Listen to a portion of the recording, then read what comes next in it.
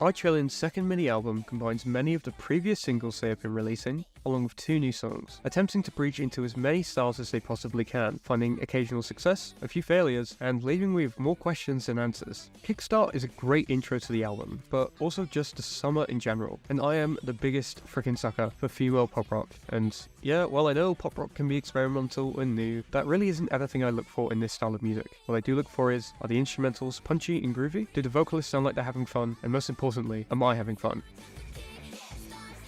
Yes, yes, and yes. Meme.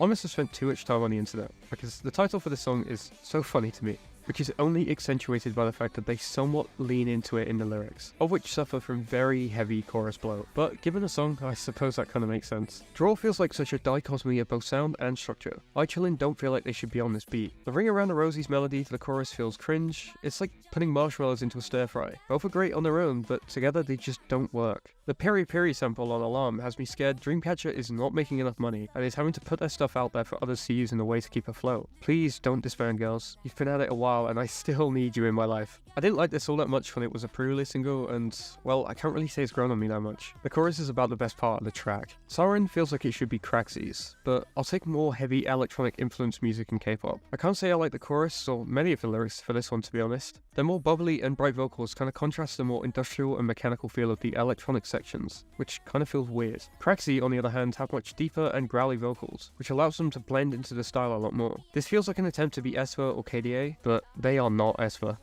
While I do appreciate that Ichillin' is willing to experiment with their sound and try different things, this whole album feels like it was just thrown together as a pseudo reissue of the singles they have been releasing, because sales were too low. The girls are trying to be too many things at once, and they just can't, which isn't to their fault. Sometimes you only really fit one style, and that's okay, but it takes a competent producer to know where you should be placed. I'm On It suffers from being too much of the wrong stuff. The biggest fault is that they've been put on tracks that they don't really fit with, which is much more the fault of the producers than it is any of the girls, as their vocal capabilities are more than enough. They just need to find the right sound. Because of this, I unfortunately have to place I'm On It at a 58. Hopefully their next project is more structured, planned, and cohesive, rather than being a collection of singles meshed together. If you're also looking forward to their next album, subscribe so you're notified when I upload my review of it.